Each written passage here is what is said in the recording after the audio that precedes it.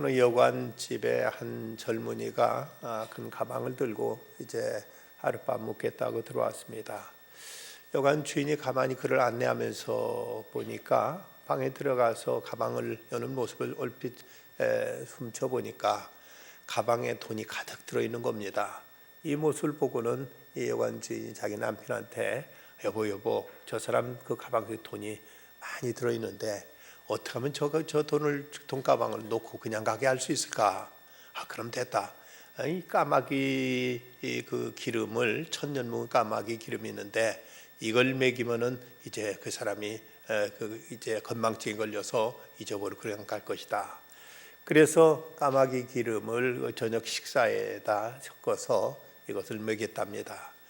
그러고 나서는 이제 그 가방을 이제 잊어버린 채 그냥 가겠지 하고 그 다음 날 봤는데 웬걸 가방은 그대로 들고 나갔습니다. 아이고 이거 왜 이런 수가 어디 있느냐 하니까 그래도 뭔가 한 가지 까먹고 간 거 있다고 말합니다. 그게 뭐냐 그랬더니 여관비는 안 내고 갔다고 이렇게 얘기를 하더라는 것이죠. 우리말도 건망증이 심한 사람들 까마귀 고기 먹었느냐 하는 말이 있는데 서양에서도 로마 같은 나라에서도 이 까마귀라는 어떤 건망증의 상징으로 이렇게 이제 알려져 있다고 합니다. 그런가 하면 레위기 11장 13절에 보면 하나님께 가증히 여기시는 새들 가운데 독수리, 솔개, 매, 까마귀, 올빼미, 박쥐 등도 이렇게 언급되고 있는 걸 보면 이 까마귀는 부정한 날짐승으로 이렇게 알려져 있습니다. 노아가 홍수에서 이제 비가 그쳤을 때 땅이 말랐는가 보기 위해서 그가 까마귀와 비둘기를 내보냅니다. 그런데 이 까마귀는 돌아오지 않고 비둘기만 돌아왔다고 이렇게 기록하고 있습니다. 이게 무엇을 상징할까? 여기서 그 방주는 흔히 교회를 상징한다고 우리가 이해하고 있습니다. 그렇다면 이 교회에서 나간 이 까마귀는 그만 세상에 이제 나가 보니까 온통 세상에 그 먹을 것 천지, 그것도 썩은 이제 시체 등 죽음의 그 고기들을 먹느라 여기 취해 가지고 다시 방주로 돌아오지 않은 이런 그 모습을 보이고 있습니다. 성도들이 교회에서 하나님께 예배하고 하나님의 구원의 은총을 찬양하고 하나님을 경배하며 믿음의 생활을 합니다만은 그러니까 또 우리가 세상에 다시 나가는데 세상에 나갔다가 다시 하나님 앞에 돌아오는 신자가 있고 간혹은 하나님 앞에 돌아오지 않고 세상 재미에 취해서 그냥 세상에 빠져버리는 이런 신자들도 없지 않아 있는 것을 우리는 현실 교회 생활을 통해서 종종 우리는 이제 찾아보게 됩니다. 그럼 비둘기는 뭔가? 비둘기는 아무리 멀리 날아가도 반드시 제 집을 찾아오는 데는 탁월한 재능이 있습니다. 어디를 가도 반드시 어떤 회귀성 이런 본능이 있어서 제 집을 반드시 찾아올 줄 아는 것이 비둘기의 속성이고 또 예수님께서 말씀하신 대로 보면 너희는 뱀같이 지혜롭고 비둘기같이 순결하라고 말씀하셔서 비둘기는 또 순결의 상징이기도 합니다. 어떤 죄악된 것, 더러운 것, 부정한 것 이것을 가까이 하지 않고 이런 것과 섞이지 않고 자신을 깨끗하게 지키기에 비둘기는 옛날에 하나님 앞에 드린 제사의 제물로도 삼았던 것을 볼 수가 있습니다. 그렇다면 성도들 가운데 우리가 세상에 나가서 어쩔 수 이제 세상에 나가서 이런저런 일도 하지만 그러나 성도는 적어도 세상에 우리가 속해야 될 사람들이 아니고 세상에 우리가 타협하거나 세상과 짝해야 될 사람이 아니라는 것을 알고 우리는 반드시 하나님 앞에 다시 돌아올 줄 아는 것 이것이 성도의 모습이요 이것이 이제 구원받은 신앙인의 자세임을 우리는 어느 때든 잊지 말아야 될 것입니다. 우리가 늘 1년 12달 365일 교회 안에만 머물러 있을 수는 없습니다. 우리는 이제 세상에 나가서 일도 해야 되고 또 세상에 나가 복음도 전해야 되고 세상에 가서 이런 것을 증거도 하면서 살아야 됩니다만은 그러나 우리들의 어떤 믿음의 어떤 그 중심 우리들의 존재의 근원지는 어디인가고 생각한다면 어떤 면에서 우리는 하나님의 임재의 상징인 이 교회라고 말할 수가 있습니다. 오래전에 우리 교회 처음 관리 집사로 있던 한인철 집사님이라는 분이 제가 이제 낮에 교회에서 일하다가 저녁 때 돼서 퇴근하려 치면 그 집사님은 저한테 인사하는 말이 목사님 잘 다녀오십시오 하고 이렇게 인사하는 것이었습니다. 잘 들어가십시오가 아니라 잘 다녀오십시오 라고 인사하는 모습을 보면 이 집사님 생각하는 목사는 늘 교회에 있어야 되는데 잠깐 집에 갔다 오는 것을 생각하는구나 하고 그 인사가 아주 독특하게 제게 느껴졌던 적이 있었습니다.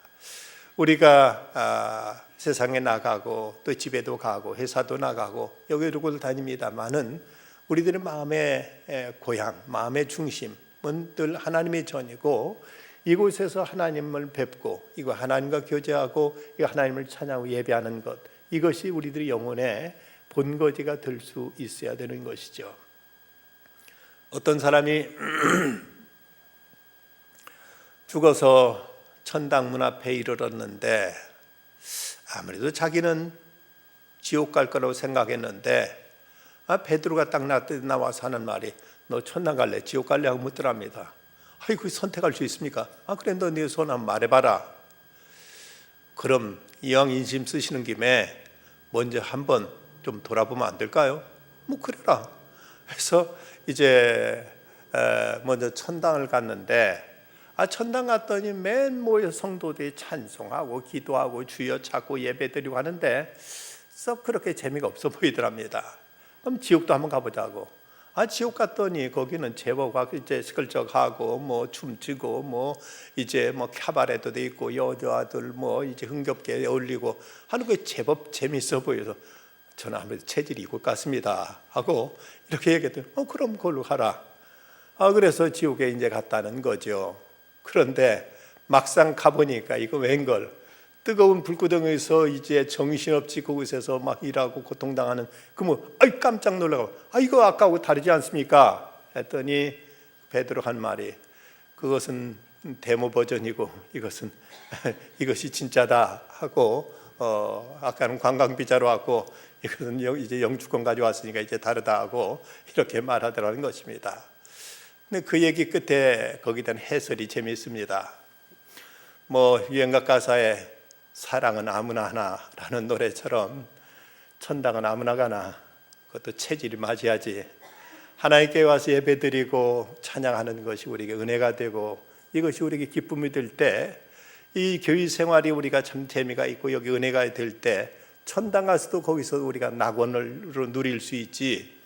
예배드리는 건 늘 짜증스럽고 지루하고 따분하고 어서 나가서 좀 재미있게 사람들하고 이제 쿵짝쿵 놀면서 춤추면서 즐기는 것, 이런 것만이 신나는 사람 같으면 천당 가서도 아마 고역일 것입니다. 우리에 있어서 마음의 본거지, 마음의 중심이 어디에 있는가.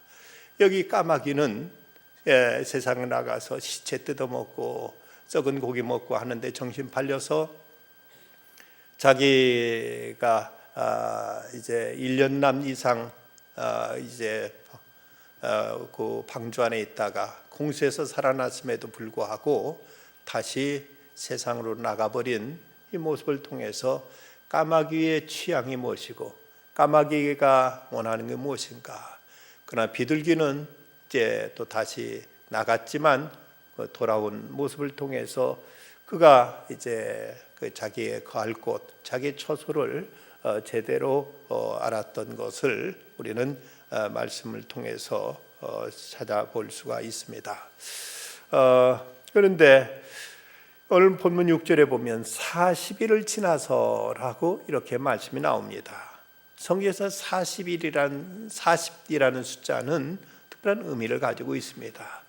어떤 면에서 이 40이라는 숫자는 어떤 시련, 연단, 고통, 또 이제 고난, 시련, 시험 이런 의미를 가지고 있다고 말할 수가 있습니다. 이스라엘 백성들이 40년간 광야를 헤맨 끝에 저들은 가나안 땅에 들어갔습니다. 엘리야는 밤낮으로 40일 길을 걸어서 하나님의 산 호렙에 이르렀다고 성경에 기록하고 있습니다. 모세도 40일간 시내산에 금식하며 율법을 이제 수여받았습니다. 이스라엘 12지파 가운데 한 명씩 정탐꾼을 뽑아서 40일간 가나안 땅을 정탐했고 그리고 예수님도 40일간 광야에서 금식하시면서 시험을 받으신 것을 성경에서 찾아보게 됩니다. 근데 성경에 보면 노아 시대에 40일간 밤낮으로 호우가 내려서 세상 온통 물로 덮였다고 기록하고 있습니다. 이 비가 시작된 때를 창세기 7장 11절에 보면 노아가 600세 되던 해 둘째 달 곧 그 달 11의 날이라. 그날에 큰 기품이 샘들이 터지며 하늘에 창문이 열렸다고 말하고 있고 2월 17일부터 이제 비가 내린 것이죠. 그런데 이어지는 말씀 12절에 보면 40주야를 비가 땅에 쏟아졌더라. 40주야를 비가 내렸으니 얼마나 많은 비가 내렸겠는가.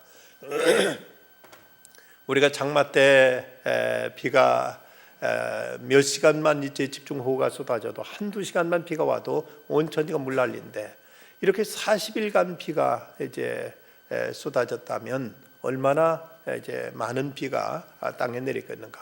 그래서 온 산까지도 다 물에 잠길 정도로 이런 큰 홍수가 온 땅을 덮었던 것을 볼 수가 있습니다.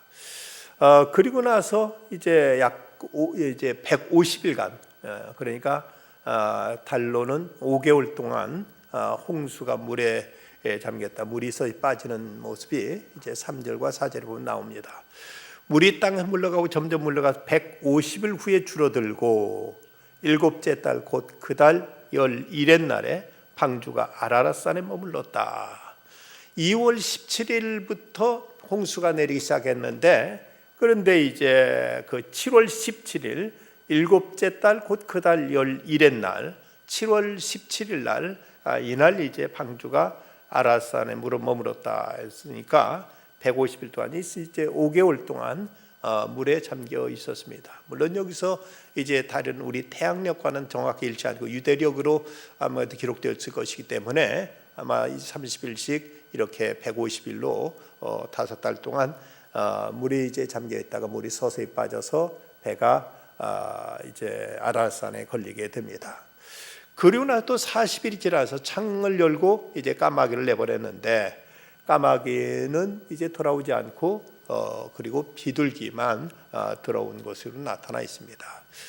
노아가 그 가족들은 1년 하고도 열흘 후에 방주에서 나오게 되는 모습이 13절 이후에 나타납니다. 601년 첫째 달 곧 그 달 초하룻날에 땅에 위에서 물이 거친지라. 노아가 방주 뚜껑을 제치고 본즉 지면에 물이 거쳤더니 둘째 달 21의 날에 땅이 말랐더라. 하나님이 노아에게 말씀하여 이르시되 너는 네 아내와 내 아들들과 내 며느리들과 함께 방주에서 나오고 너와 함께 한 모든 혈육이는 생물 곧 새와 가축과 땅에 기는 모든 것을 다 이끌어내라. 이거 땅에서 생육하고 번성하여 땅에서 번성하리라 하고 이렇게 말씀하십니다. 600세 되던 해 2월 17일 날 이날 이제 그 홍수가 시작됐는데 그런데 여기 이제 이 방주에서 나온 때는 601년 되던 해 그가 2월 21의 날 2월 17일 그러니까 1년하고도 열흘.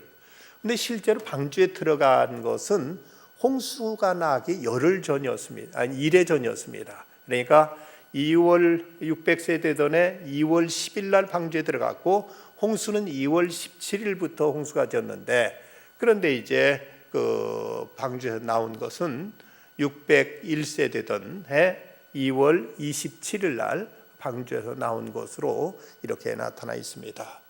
그렇다면 방주 안에 있었던 기간이 무려 382일이나 되는 셈입니다. 여러분 아무리 좋은 곳도 이제 며칠만 있으면 사람이 지루해지고 지겨워지기가 쉬운데 무려 382일 동안 방주 안에 갇혀서 나가지도 못하고 늘 쏟아지는 비를 바라보면서 이렇게 있어야 했을 때 얼마나 저들에게 지루하고 답답한 어떤 면에서는 고통의 세월일 수 있었겠는가 하고 생각해 봅니다. 그러나 이런 고난의 세월도 분명 끝이 있다는 사실입니다. 이제나 저제나 비가 그치고 날이 개고 그리고 마른 땅을 볼 수 있을까 하고 학수고대했을 텐데 근데 그 한 달 가고 두 달 가고 세 달 가고 이제 그러면서 봄, 여름, 가을, 겨울 사계절이 다 지나도록 이제 저들에게 마른 땅이 나타나지 않았는데 드디어 저들은 이제 1년하고도 이제 11회가 됐을 때 그때 저들은 그곳에서 나오게 되는 이런 이제 일이 저들에게 이제 펼쳐지게 되는 것입니다. 기독교 시간관은 이제 직선적인 시간관을 가지고 있습니다.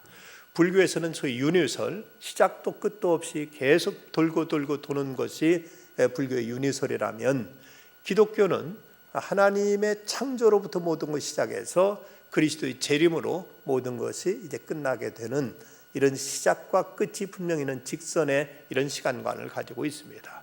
그래서 어떤 것이든지 시작이 있으면 끝이 있다는 것이, 이것이 이제 성서적인 시간관이라고 말할 수가 있습니다. 그렇다면 우리들에게 어떤 고난과 시련이 우리에게 있어서 언제까지든지 이것이 지속될 것 같지만, 그런 어떤 고난도 반드시 끝날 때가 있다는 사실을 우리에게 이제 시사하고 있습니다. 군대 가본 분들은 군 생활의 이제 그 지루함 속에서 이제 어서 언제나 제대하나 하고 많이 이제 그 제대 날을 학수고대하는 것이 일반적으로 병사들이 군대 생활하면서 느끼는 지루함의 한 모습입니다. 그런데 이제 어느 정도 고참이 돼서 병장이 되고 하면은 이제 제대 날짜 잡아놓으면은 그 이제 달력에다가 날짜 표시해 놓고 아침에 일어나면 그 쫄병한테 이제 복창시킵니다.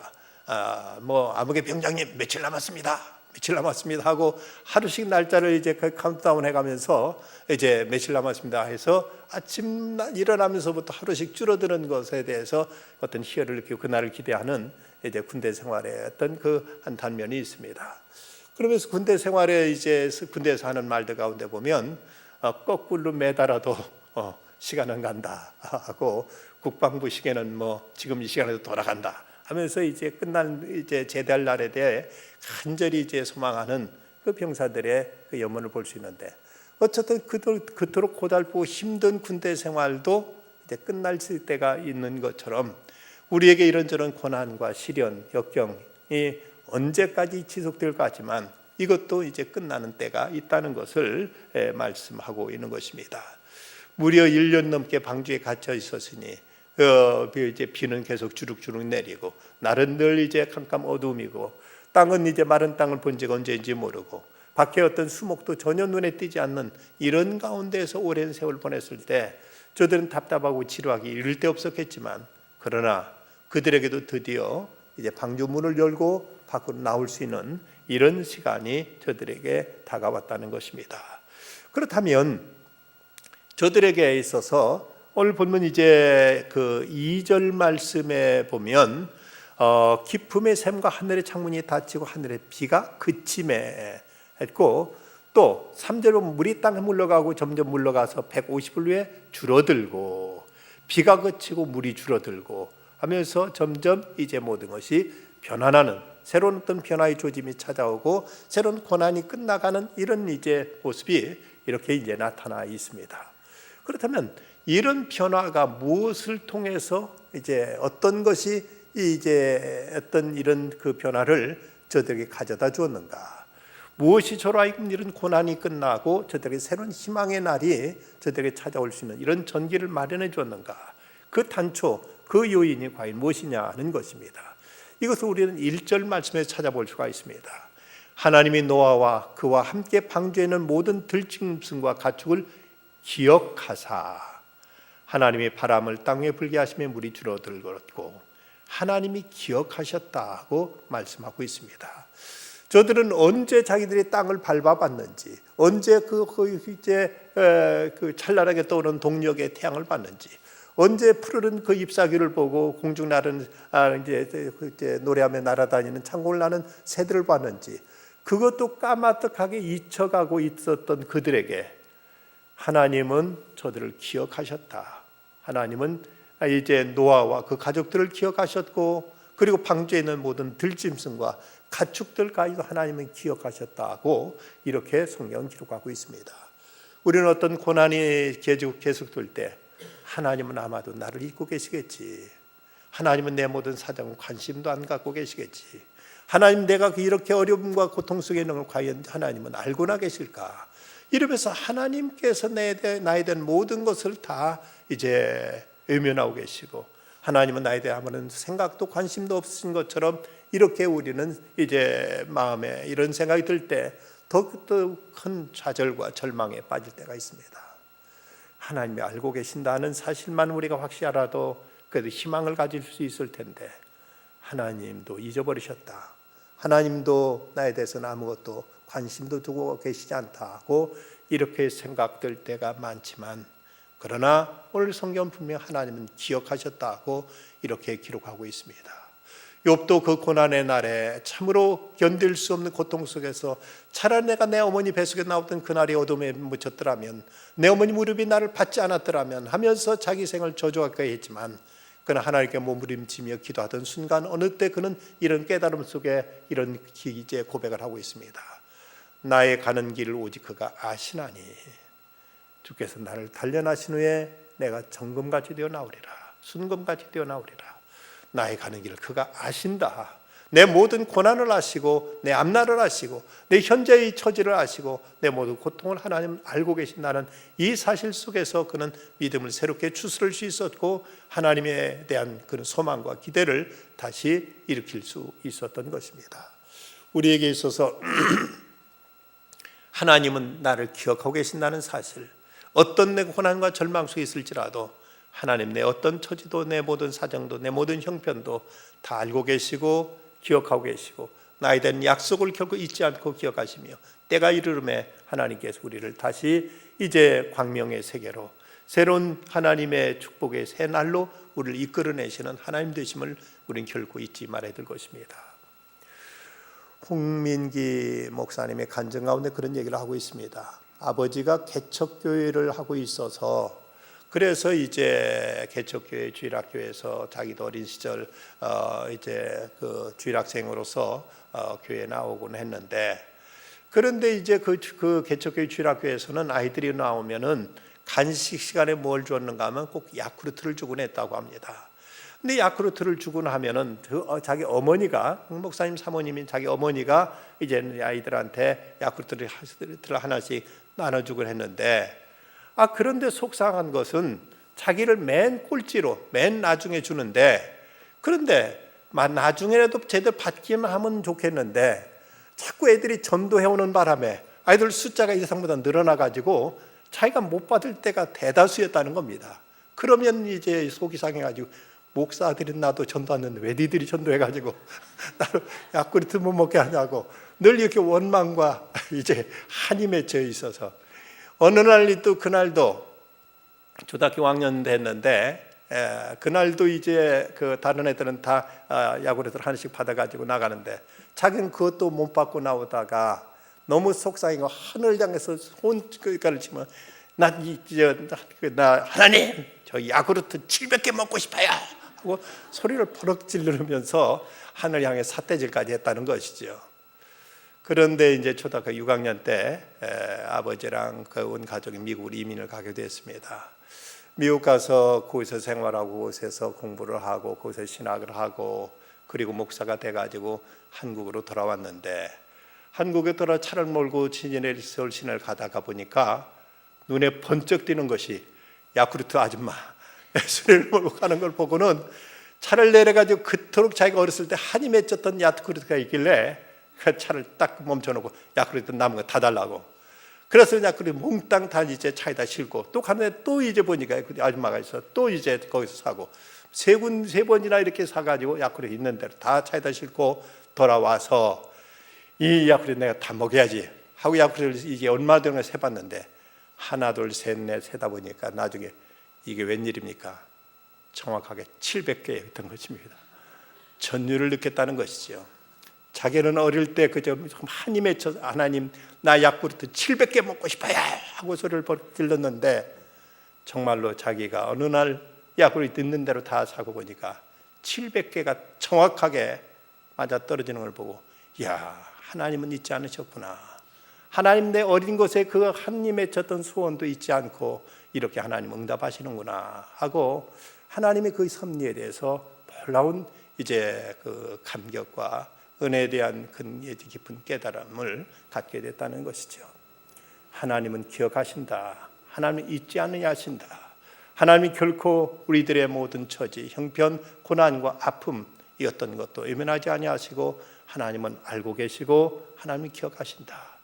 저들은 이제 그 방주 안에 무려 1년 한이 넘는 그 기나긴 세월들을 그곳에서 시달렸지만 하나님은 기억하시고 저들을 이제 새로운 광명의 세계로 또 하나님께서 저들을 이끌어내 주는 것을 볼 수가 있습니다. 그때 오늘 17절에 보면 너와 함께하는 모든 혈육 있는 생물 곧 새와 가축과 땅에 있는 모든 걸 다 이끌어내라. 이것들이 땅에서 생육하고 땅에서 번성하리라고 말씀하셨습니다. 다 이끌어내라고 말씀하면 번성하리라, 생육하고 번성하라고 말씀하시고 9장 1절에 보면 하나님 노아와 그 아들들에게 복을 주시며 그들에게 이르시되 생육하고 번성의 땅에 충만하라고 이렇게 말씀하십니다. 하나님께서는 저희들에게 새로운 축복으로 하나님께서 이제 저들에게 새날을 이렇게 열어주시는 것입니다. 일찍이 아담과 하와를 창조하시고 하나님께서 생육하고 번성하라고 축복하시던 하나님께서 이제 노아와 그 가족들에게 이 홍수를 이겨내고 거기서 벗어나서 새로운 삶을 시작하는 그들에게 하나님은 이제 생육하고 번성하라고 이렇게 축복하시면서 저들에게 새날 열어주시고 그러면서 이제 9장 8절 이하에 보면 하늘의 무지개를 이제 하나님께 뜨게 하셔서 저들과 새로운 언약을 하시는 것입니다. 하늘의 찬란한 무지개, 그 창조과학자들에 의하면 이전에는 노아 홍수 이전에는 무지개가 없었다고 합니다.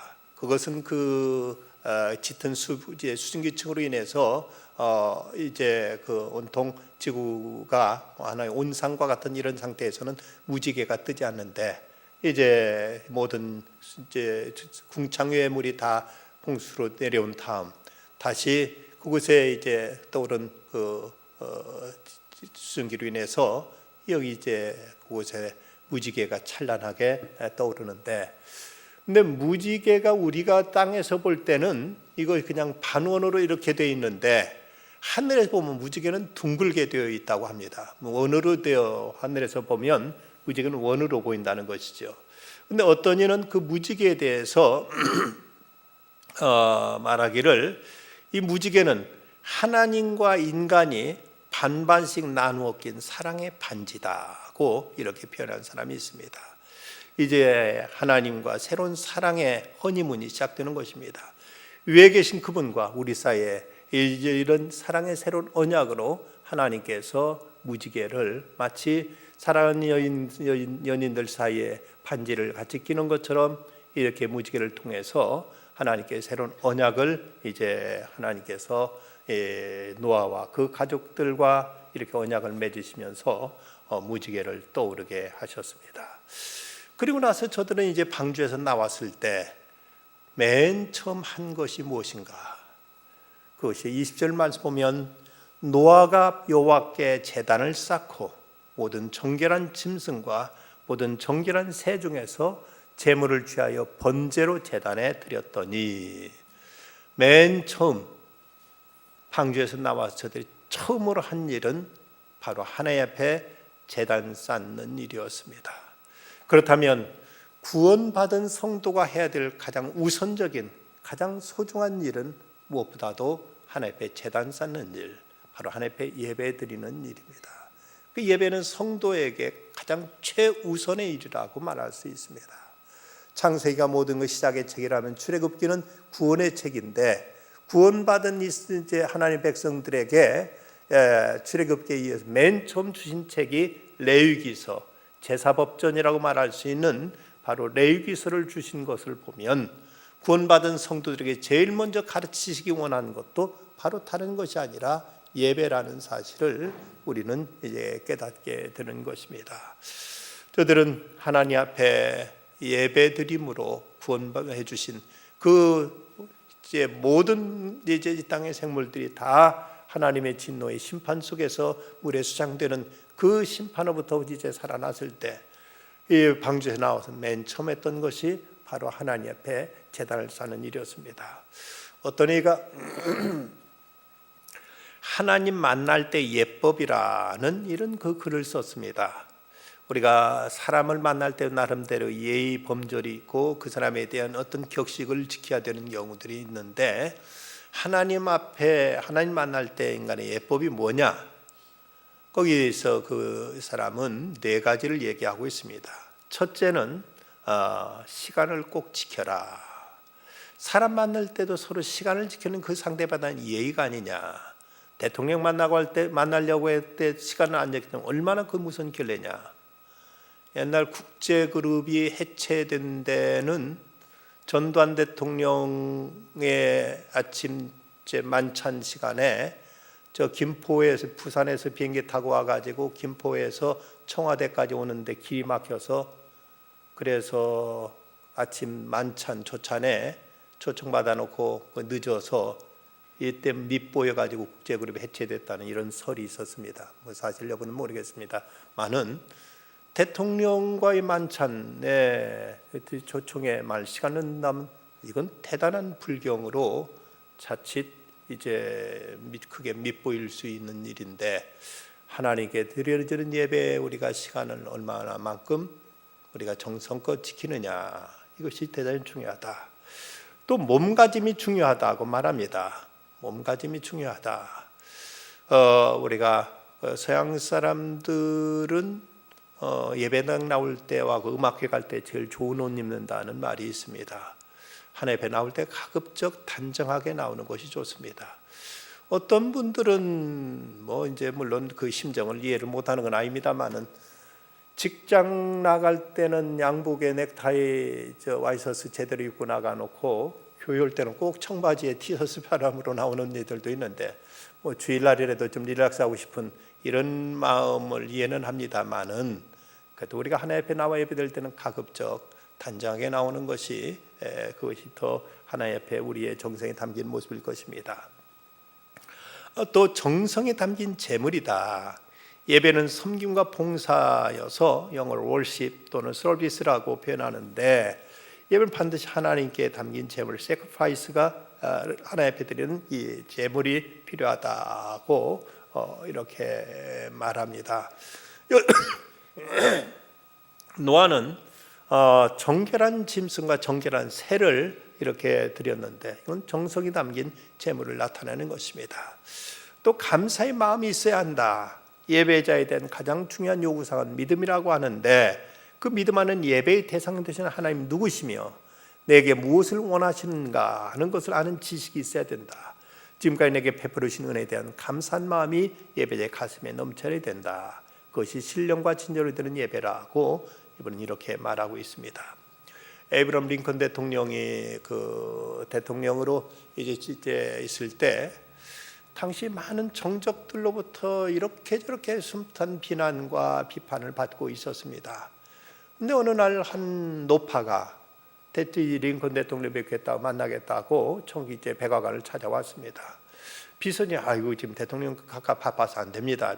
잠깐이면 됩니다. 제발 좀 만나게 해주십시오. 하도 이제 그 손을 막 이제 간절하게 날리니까 어쩌지 못하고 이제 난처했는데, 마침 링컨이 그 비서실에 들렸다. 그 뭘 들어오시라고 해라 해서 이제 그 노파를 만났습니다. 이 노파를 만나서는 무엇을 도와드릴까요? 하고 링컨이 말했더니, 아니요, 도움이 필요 없습니다. 그럼 어떻게 오셨습니까? 각하께서 얼마나 나라를 위해서 늘 노심초사 고생하시고 많이 힘드실 텐데, 제가 조마한 것이지만 대통령을 위해서 제가 쿠키를 좀 구워왔습니다. 과자를 좀 구웠는데 이것 좀 내가 대접하려고, 이것 좀 드리려고 제가 가져왔습니다. 하고 한 꾸러미를 내놓는 겁니다. 이때 링컨 대통령이 그 노파가 내면 한 그 꾸러미의 그 쿠키를 받고 나서 한 말이 그런 얘기를 하고 있습니다. 그는 자기의 그 자기 생에서 그때 그 짧은 순간이었지만 그 순간 모든 스트레스가 달아나고 참으로 행복한 마음, 참으로 고맙고 감사한 마음 뿌듯하게 느꼈다고 이렇게 그는 이제 수료에 했다고 합니다. 여러분, 우리가 하나님 앞에 드리는 제물은 하나님의 부족을 돕는 행위가 아닙니다. 우리의 하나님께 대한 믿음의 표현, 감사의 표현, 은혜에 대한 보답의 표현이지, 이거 하나님 부족하니까 내가 좀 보태드려야지, 이것이 헌금의 정신은 아닙니다. 하나님께서 내게 베푸신 은혜, 하나님이 나를 구원해 주신 은혜, 너무 감사해서 내가 부족하지만 내가 조금이라도 어떻게 하나님께 기쁨을 드릴까, 어떻게 하나님께 감사를 드릴까 하는 이것이 우리가 하나님 앞에 헌신하고 하나님 앞에 제물을 드리는 자세이지, 하나님 좀 모자라니까 내 나라도 좀 보태드려야지 하는 것은, 이건 그 바른 이제 헌금의 자세가 아닌 것입니다. 이제 우리는 이 노아와 그 가족이 구원받은 것처럼 우리 또한 하나님의 은혜로 심판과 멸망에서 구원받았습니다. 우리에게 때로는 고난과 어려움의 날도 있었지만 그래도 하나님 우리를 잊지 않고 기억하셔서 오늘 이 자리까지 그러셨고 인도하셨습니다. 또 지금도 어떤 고난의 깊은 늪을 이제 치고 가는 분들이 계실 것입니다. 하나님은 과연 내 모든 어려움을 알긴 아실까 하고 때로는 상심해하고 낙심될 때도 있지만, 그러나 우리는 하나님은 우리를 기억하고 계신다는 사실을 결코 잊지 말아야 될 것입니다. 때로는 이런저런 고난과 시련이 있지만 우리는 이제 우리가 할 수 있는 일이라고는 기다린 것 외에는 아무것도 할 수 없을 때도 있습니다. 그럴 때에도 하나님은 기억하고 계신다는 사실을 알고 믿고 우리가 하나님을 의지하면서 기다렸다 보면 하나님은 끝내 우리를 그 영광의 자리, 아름다운 이제 그 새로운 축복의 세계로 우리를 이끌어 줄 것입니다. 에이브럼 링컨은 선거에서 7번이나 실패했지만 포기하지 않고 끝까지 도전한 끝에 미국의 16대 대통령이 되었습니다. 전에 피부병 약으로 유명했던 606호라는 피부병 약을 아시는 분들이 계실 것입니다. 606호라는 이 약은 606번째 실험에서 성공했다고 해요. 606호입니다. 만일 이때 605번까지만 실험하고 안 된다고 멈췄더라면 과연 어떻게 그 약이 탄생할 수 있었겠는가. 퀴리 부인은 거의 400번이나 되는 질환 실험을 거친 끝에 라듐을 발견하기도 했습니다. 노아는 120년간 방주를 지었습니다. 그리고 그 긴 또 하나의 홍수 끝까지 하나님은 기억하신다는 사실을 알고 참고 견딘 끝에 그는 광명의 새로운 세계로 나올 수가 있었습니다. 오늘 우리들에게도 하나님 우리를 기억하신다는 사실 앞에 하나님의 자비하심을 믿고 참고 인내할 것이며, 이제 하나님 은혜를 체험했다면 이제 우리는 무엇보다도 하나님께 감사하며 주 앞에 제단 쌓는 일에 우리들의 정성을 다할 때 하나님은 우리에게 무지갯빛 새로운 날을 허락하시고 은혜로 우리에게 약속하시며 생육하고 번성하도록 우리를 크신 은혜와 사랑으로 축복해 주실 것입니다. 이 은혜가 함께 하시기를 주의 이름으로 축원합니다. 기도하시겠습니다. 감사하신 아버지 하나님, 노아 그 가족들은 그 진노 속에서 하나님 앞에 은혜를 입었고 하나님 앞에 의를 행하였기에 그 홍수에서 저들은 건진받았고 또 1년이 넘는 기나긴 세월 이제 견뎌낸 끝에 하나님께 저들이 광명의 새날로 저들을 이끌어 주신 이런 믿음의 승리의 모습을 보게 됩니다. 저희들도 때로는 답답하고 괴로운 세월들이 있지만 그래도 하나님은 저희를 기억하신다는 사실을 언제나 잊지 않게 하여 주시고 그 하나님의 은혜로 인하여 하나님의 저희를 늘 생각에 돌보시는 그 은혜로 인하여 끝까지 믿음을 인내하며 승리할 수 있게 하여 주시고 구원받은 그 기쁨과 감격 하나님 앞에 늘 정성으로 예배하여 그 은혜에 보답하며 은혜 항상 이제 저희들이 합당하게 응답하며 살아가는 중에 하나님께서 늘 저희들을 복되게 하시고 번성하게 하시고 생육하게 하시는 은총이 늘 저희 안에 넘쳐나게 하여 주시옵소서. 예수님의 이름으로 간절히 기도드리옵나이다. 아멘.